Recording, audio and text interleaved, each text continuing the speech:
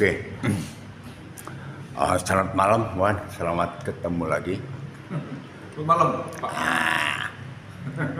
Kita lanjutkan obrolan kita. Siap. Yang mungkin akan sangat berkaitan dengan kegelisahanmu. Yang tentu saja terkait dengan budaya ya, dengan ini kita. Ini apa yang kamu sebut tadi sebagai badai impor itu kan? Ini kan perang tarif ini memaksa pemerintah kita untuk membuka keran impor seluas-luasnya kelihatannya gitu. Nah, apa kira-kira pemikiranmu, Wan? Iya, pertama tentu saya bukan ahli ekonomi, karena pasti kawan-kawan ekonomi udah berupaya semaksimal mungkin ya untuk mengendalikan ini semuanya dan mencari jalan keluar dari situasi ini. Gitu. Cuman saya memang kalau dari sisi kebudayaan, kita kemarin bicara mengenai rekomendasi Kongres Kebudayaan 2023 ya, mengatakan bahwa melalui jalan budaya menuju Indonesia Emas, proses transisi itu gitu. Nah, saya sebetulnya melihatnya kita udah menuju Indonesia Emas tuh dari 45 kita udah sekian puluh tahun ya kita itu merdeka gitu. Dan ya seringkali kita di masa kita muda sampai sekarang tuh seringkali tuh ada excuse gitu ya menurut saya. Oh, kita masih belum maju dan seterusnya gitu. Karena itu kita tidak bisa berbuat sesuatu gitu di dalam, apalagi yang tadi ya yang kita kemarin diskusikan kemarin di Undang-Undang Pemajuan Kebudayaan adalah bagian dari kebudayaan dunia atau bagian dari konstruksi budaya kebudayaan dunia itu sendiri gitu. Saya memang agak risau beberapa tahun belakangan ini, misalnya di dalam ini Jakarta itu ditengarai jutaan rumah hunian dan apartemen dan kantor itu membutuhkan jutaan mebel sebetulnya. 3 juta rumah baru atau gimana itu membutuhkan, kalau satu rumah aja membutuhkan 3 item mebel, kita tuh membutuhkan 8-10 juta mebel. Tapi setahun 2 tahun ini sebelum Trump ini kita tengarai bahwa Jakarta saja membutuhkan 8-10 juta mebel gitu. Ya ini ya, dan apa yang terjadi? Yang terjadi adalah setahun 2 tahun itu masuk 1 tahun 2 tahun ini banyak pameran produksi Cina. Setahun bisa 4-6 kali gitu pameran produk Cina. Apalagi kalau saya membayangkan strategi Trump ini, Cina barangnya nggak bisa masuk ke Amerika, maka akan banyak banget orang Cina yang akan membanjiri limpahan. Saya gelisah itu sebetulnya.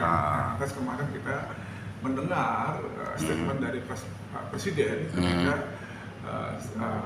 diskusi mengenai impor daging sapi ya. Ini mungkin kaitannya dengan sapi ya. Ketika beliau mengatakan kita buka keran impor seluas-luasnya gitu ya. Dan rakyat sudah pintar dan seterusnya. Sebetulnya ya kita tahu semua itu untuk membubarkan kartel misalnya. Tapi di sisi lain, bagaimana strategi kita untuk membangun industri kita sendiri, termasuk industri peternakan sapi itu sebetulnya. Kita tahu di tahun 80-an kita ada Tapos tuh ya. Tapos dan itu sudah sekian puluh tahun. Apa yang dilakukan kawan-kawan IPB, ya, Gajah Mada yang ada Unpad, yang ada fakultas peternakannya ya. Apakah sekian puluh tahun tidak mencari jalan keluar? Kita punya lahan yang luas untuk peternakan sapi. Kita punya juga demand yang luar biasa, karena itu ribut lah soal importer ini sampai kartel. Iya kan? Kita punya segala hal, teknologi bisa dicari, tapi juga sekaligus juga kadang-kadang bisa dibeli gitu kan. Selanjutnya tidak hanya sapi kan, tapi kemudian terjadi dengan mebel-mebel tadi dan seterusnya. Saya mau bilang sama kawan-kawan di alumni saya di Fakultas Desain di ITB, udah kembalikan aja desain produk, ganti aja studio dari studio desain produk menjadi sekarang saya nggak tahu prodi ya gitu ya, udah menjadi aja prodi distributor mebel gitu misalnya ya, karena kok kemudian ditambah 2 tahun yang lalu atau setahun yang lalu ada kebijakan Kementerian Perdagangan untuk impor batik gitu. Mungkin ada penjelasan teknis dan seterusnya. Waktu itu Kemendak mengatakan memang justru untuk membatasi banjirnya produk batik dari Cina, tapi kemudian membuka keran impor batik. Ya barangkali memang saya bukan termasuk rakyat yang pintar gitu kan, nggak mudeng juga gimana logikanya sampai seperti itu ya. Tapi paling tidak juga statement itu juga lantas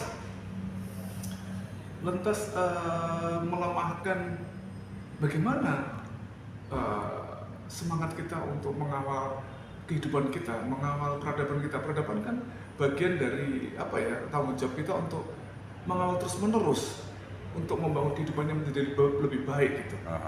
Ya kita tahu dari dulu di India merdeka karena ahimsa ya, membuat kain sendiri. Kemudian juga Soekarno terkenal dengan semangat berdikari, semangat dan seterusnya ya. Kemudian katakanlah Orde Baru juga mencapai swasembada pangan dan seterusnya. Ini kemudian tiba-tiba ada badai import ini loh dari segala sisi.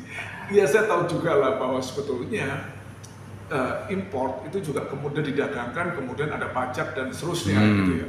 Tapi di sisi lain itu seperti apa gitu? Kenapa kita kalah dan apakah betul puluhan tahun tuh institusi pendidikan kita juga kalah menemukan berbagai cara untuk mencari jalan keluar supaya kita tidak menjadi negeri importer gitu. Saya dengar Vietnam luar biasa sekali ya di dalam strategi investasinya dan seterusnya, sudah mampu membuat produk yang sama murahnya dengan Cina. Ya kan ini jadi pertanyaan besar. Kebayang nggak? Nah, saya di pelukis ya, kawan-kawan perubahan bayangin nanti misalnya ya tiba-tiba ya dibuka impor lukisan Cina misalnya. Bukannya sudah. Sudah, tapi ternyata rakyat kita lebih mencintai produk seniman kita sendiri dari kita sendiri. Nah itu. Ini jadi menarik gitu ya, ketika juga Malaysia mengklaim batik, kita juga marah. Mengklaim reog, kita juga rakyat marah. Kemudian dan seterusnya. Ini menunjukkan pasar itu tidak hanya kuat dari sisi ekonomi saja, tapi ada kecintaan masyarakat terhadap produk kita sendiri sesungguhnya. Lah ini yang mudah-mudahan para pemangku kebijakan itu melihat perdagangan itu tidak hanya dari sisi ekonomi saja, tapi ada aspek-aspek kebudayaan tadi yang menjadi penting gitu. Artinya di sisi lain sebetulnya rasa cinta bahkan mungkin fanatisme mungkin ya terhadap budaya dan terhadap produk dalam negeri, produk sendiri itu juga cukup kuat ya, maksudnya gitu. Sebetulnya sangat kuat ya. Jadi ya tentu di masa remaja saya sudah sampaikan di pembicaraan kita ya, dulu saya lebih hafal Rolling Stone, Beatles dibanding Sam Simon ya. Dulu ya memang belum banyak makanan dari luar dan seterusnya ya, jadi kita terbiasa lidah kita ya. Dan memang terjadi revolusi juga kan, yang kita juga terbuka ya, kosmopolit, bakso juga dulu dari Cina dan seterusnya ya. Apakah nanti makanan makanan Korea dan seterusnya nanti ngeblend dengan dengan produk-produk lokal gitu. Tetapi ya kalau yang kita tadi ya kita bicarakan kembali soal tadi dari berbagai produk desain sampai kemudian barang pokok dan seterusnya. Apakah kita cuma menyerah kemudian impor doang gitu, tanpa ada strategi strategi untuk juga membangun industri kita sendiri dengan segala kekuatan yang presiden pun juga sudah mengatakan bahwa rakyat kita juga pinter gitu, akademisi kita harusnya juga pinter gitu kan. Para desainer kita pinter, putra presiden sendiri juga seorang desainer dunia gitu, dan seterusnya kan. Nah, itu jadi ada semacam semacam paradoks atau sesuatu yang gini, maksud gua, di satu sisi aku menangkap kecemasan terhadap sebutlah rasa nasionalisme atau rasa kebanggaan masyarakat kita terhadap produk dalam negeri, baik apakah itu komoditi maupun itu kebudayaan. Di sisi lain sebetulnya juga itu berbalikan dengan itu, ada rasa kebanggaan bahkan fanatisme. Contohnya itu misalnya dalam kasus klaim batik oleh Malaysia, klaim lain dan seterusnya. Bahkan aku melihat beberapa waktu ini di sejumlah kalangan sebutlah kelas atas lah gitu mungkin pengusaha itu untuk mempopulerkan jargon bahwa makanan impor itu kuno gitu loh. Yang modern itu justru menikmati, mengkonsumsi kuliner lokal. Gitu. Dan mereka merujuk ke sebuah restoran di Ubud kita di Bali. Apa namanya? Aku lupa dah. Lavatore, apa gitu lah. Aku lupa. Loka Fure kalau salah. Itu mereka yang menyajikan makanan lokal lah, dengan mungkin gaya yang lebih internasional lah. Mengingat chef yang mengelola restoran tersebut adalah chef internasional lah disebut. Yang satu asal Indonesia, yang satunya lagi orang Belanda. Nah, itu gimana ini itu ada kontradiksi itu, Bang. Nah, atau mungkin pertanyaanku, gimana kebanggaan terhadap produk dalam negeri ini bisa lebih membumi dan bisa lebih tampak Ya, sebetulnya kita berterima kasih juga dengan keterbukaan informasi digital dan seterusnya, karena banyak anak-anak muda terutama itu mencari restoran, membuka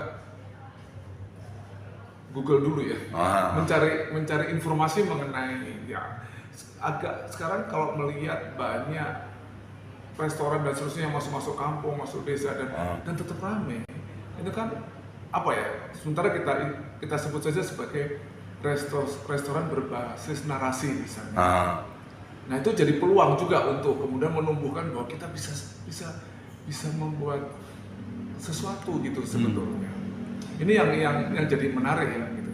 Sebelum nanti kita bicara soal bagaimana situasi pendidikan mampu membangun kebanggaan tapi tadi bahwa sebetulnya pemimpin kita misalnya yang karena cuman saya tidak tahu hanya melihat barangkali dari kemudian mendapatkan pajak dan seterusnya lewat perdagangan impor. Kita lihat saja lah misalnya mungkin dalam tadi kita sebut macam-macam termasuk juga seperti pertunjukan loh di Jakarta ini beberapa minggu ke depan akan terjadi dua produk Korea yang manggung dan seterusnya gitu loh. Kita udah pernah menyebut bahwa itu kita menonton, tapi menonton peradaban orang lain sebetulnya. Ini kasarnya ya, gitu ya, kasarnya ya. Ya kasar sih sebetulnya, karena sebetulnya juga ada pertanyaan yang dari sisi perdagangan ekonomi juga gitu ya. Selama kita tidak mampu membangun produk industri termasuk industri aircraft, maka kita tetap akan tergantung pada sumber daya alam sebetulnya. Right.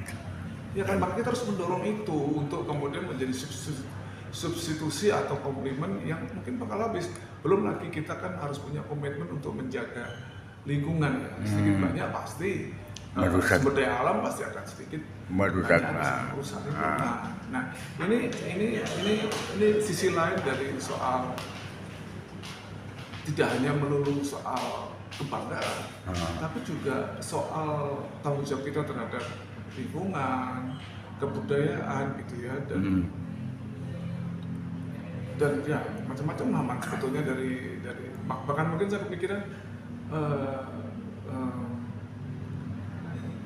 semuanya kita punya loh. Ini bukan soal sumber daya alam, misalnya orang punya, kita punya sumber daya alam, enggak. Kita punya kreator tadi ya, untuk mengimbangin badai impor tadi ya, kita punya berbagai perguruan tinggi yang kualitasnya udah tidak diragukan dan ribuan alumninya kan gitu ya. Kita juga punya pasar yang besar yang siap mencintai, tadi kita udah bicarakan, sebetulnya mencintai produk lokal sebagai sebuah kebanggaan, atau ginilah manuver nasional gitu ya, yang membangun kebanggaan diri kita gitu. Lantas kenapa tidak diprotek aja gitu, misalnya berkali-kali saya katakan kalau Trump juga memprotek pasarnya, kenapa tidak kita untuk beberapa hal kita protek juga gitu. Kalau misalnya, ya saya nggak tahu ya, tapi misalnya yang mahal itu mobil dan seterusnya, ya ini kan pas atas saja mereka mungkin mampu beli gitu. Tapi yang menengah bawah saya sekarang misalnya, ya mungkin 80% dari yang saya kenakan itu udah produk Bandung misalnya ya. Terus kemudian kalau dari aspek TKDN lah misalnya di dalam proyek-proyek interior, itu dari 30 tahun yang lalu, 40 tahun, bahkan lebih ya 40 tahun yang lalu, selalu bicara misalnya, oh kalau proyek interior terkendala, selalu bicara, oh itu apa namanya, mebelnya masih tertahan di mana, di pelabuhan, karpetnya masih tertahan di pelabuhan gitu, maksudnya begitu. Artinya kebutuhan impor tuh ada gitu. Tapi kenapa kita tidak? Ya sudah, kalau gitu kita pakai aja kursi rotan yang desainnya makin bagus, ergonomis dan seterusnya. Kenapa harus membeli produk impor juga misalnya yang mana dari zaman dulu tahun 30-40 barangkali juga kantor-kantor kita juga nggak impor loh. Iya. Nggak impor juga. Nah, saya nggak tahu, tapi saya merasa sampai kapan kita itu apa ya? Jadi importer. Tanda kutip kalah dan kita. Ya jadi. Kita nggak bisa berkembang karena kebijakan impor ini. Iya. Ini jadi bangsa importer kita lah. Sorry, tadi pertanyaanmu? Ya itu, bagaimana pendidikan, terutama ya, pendidikan bisa mempengaruhi budaya, ya kasarnya anti impor lah. Saya kemarin itu ada dua hal. Pertama ke KPK. Ya. Bagaimana kita kawan-kawan KPK juga masuk ke desa-desa untuk apa ya, untuk mengadvokasi atau apa ya, menggalang apa namanya, pengetahuan supaya tidak korupsi dan seterusnya gitu. Untuk nah, saya kepikiran jangan-jangan karena memang kita itu dididik mulai anak-anak, diceritain mengenai yang pintar itu yang menipu, jadi kancil nyolong timun atau kancil ngakalin gajah dan seterusnya gitu loh ya. Dan kenapa kita tidak kemudian membangun cerita-cerita baru ya, yang menjadi cerita sebelum tidur anak-anak kita tentang hidupnya menjadi lebih baik gitu. Itu pertama. Kedua, saya juga mendengar dari Ryu Hasan ya, Dr. saraf gitu ya, yang mengatakan kalau di Jepang budi pekerti dan seterusnya itu memang karena latihan, dilatih sejak anak-anak gitu. Saya sendiri juga bingung ya, waktu kecil dilatih oleh ibu saya kalau nanti melalui jalan ada paku kita harus singkirkan, dan kemudian juga saya terbiasa kalau ke teman dekat gitu, kalau diajak makan, kalau sampai ke dapur ya saya cuci piring dan seterusnya. Itulah ya, dari pendidikan, dari latihan Pak. Itulah yang kemudian menjelaskan kenapa ketika penonton Jepang itu nonton Asian Games itu mereka juga kemudian membersihkan sampah, bahkan bukan sampahnya sendiri gitu. Nah, saya juga kepikir misalnya ya, pendidikan kreatif itu kalau dari anak-anak itu ya, itu bisa dimulai kan, jadi tidak hanya mengajarkan tari-tarian tertentu atau meniru tari-tarian sudah ada, tapi juga menciptakan tari-tarian sendiri. Anak-anak dilatih teater juga, bagaimana membangun dan ikut merasakan kalau hutan kebakar, bagaimana orang hutan yang juga kepanasan, bagaimana ikan yang berteriak-teriak karena airnya menjadi panas dan seterusnya gitu. Selain membangun empati, dia juga terbiasa membangun produk kreatif sendiri, memproduksi. Nah, itu banyak tentu akan apa namanya ya, akan bangga terhadap kekuatan kita sendiri. Dan itu memang saya kira bagian penting dari Kementerian Kebudayaan yang jadi kita diskusikan gitu. Ya mudah-mudahan saja ini menjadi apa? Ya, saya kira mungkin sudah terpikir ya oleh, dan bukan mungkin sudah dipraktikkan ya oleh Kementerian Kebudayaan maupun Kementerian Pendidikan gitu. Apa? Nah, dengan ya kita berharap tinggal mungkin intensitasnya mungkin ya yang harus terus digalakan lah, sehingga kecintaan terhadap produk dalam negeri baik itu berupa kebudayaan ataupun komoditi tidak hanya semata jargon misalnya. Ya saya kira yang kembali lagi ya kalau dari sisi praktisnya gitu ya, problematiknya itu kan kalau pemerintah itu kan setiap 5 tahun ganti lagi ya. Sudah kita kumpul bareng deh, karena yang menjalankan adalah sebenarnya masyarakat, pelaku dan seterusnya. Kita berembuk lagi, mengingatkan lagi, ya termasuk rekomendasi Kongres Kebudayaan dan seterusnya tentang pendidikan dan seterusnya. Nah kita ya tadi problem-problem yang ada sekarang itu mungkin bisa kita harusnya bisa kita selesaikan bersama. Iya, persis.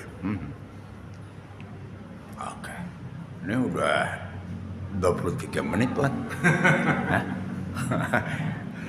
Kita hentikan dulu lah sampai di sini nih obrolan kita malam ini. Ya soal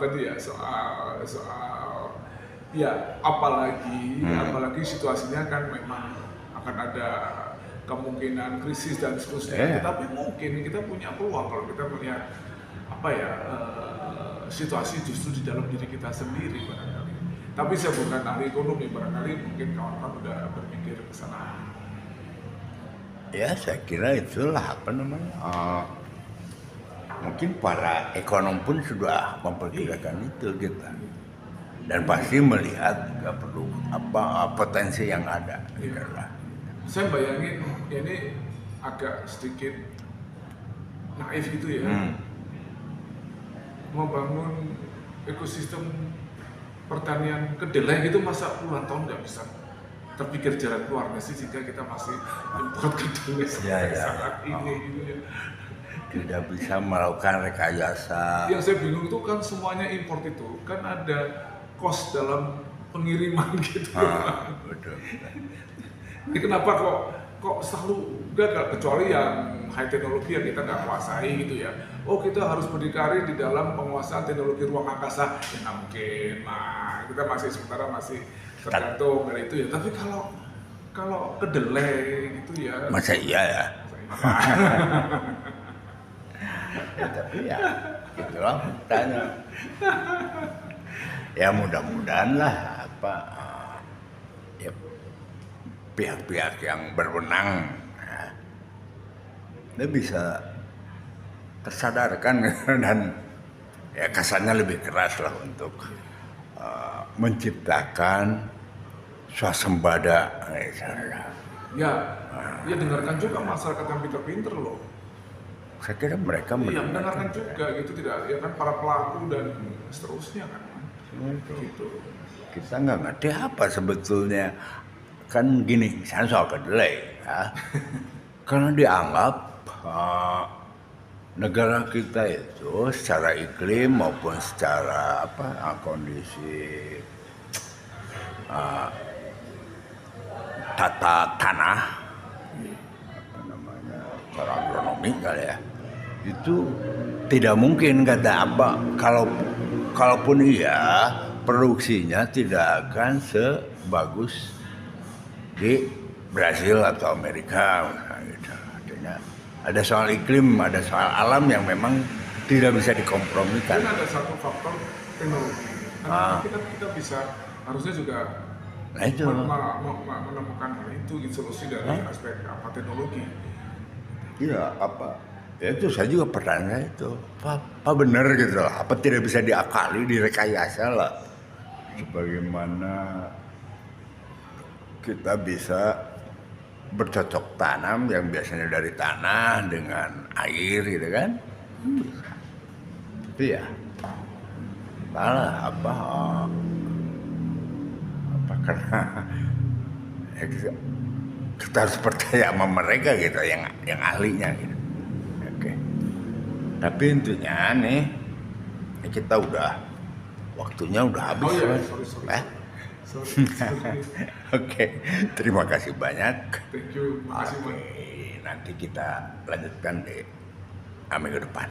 Oke. Selamat malam, Mas. Salam kasih.